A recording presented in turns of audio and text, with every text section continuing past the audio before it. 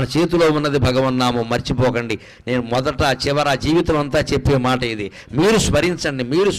మనస్సులో స్మరించదలుచుకుంటే మడి లేదు, ఆచారం లేదు, ఇవి స్నానం చేసే సమయం లేదు, భోజనం చేసే సమయం లేదు, ఎప్పుడైనా స్మరించవచ్చు. దానికి నియమం లేదు, నిష్ట లేదు, మనస్సుకి రూపం లేదు, కాబట్టి ఏ నియమం ఉండదు. అన్ని రోజులు పాటించినా ఒక్కరోజు కాళ్ళు కడుక్కోలేదు, దేవుడు అంత కక్ష కట్టడమ్మా. దేవుడిని పిశాచం అనుకోకండి, దేవుడు ప్రియుడు. నువ్వు ఒక్కరోజు నియమం తప్పితే దేవుడు కక్ష కడతాడా?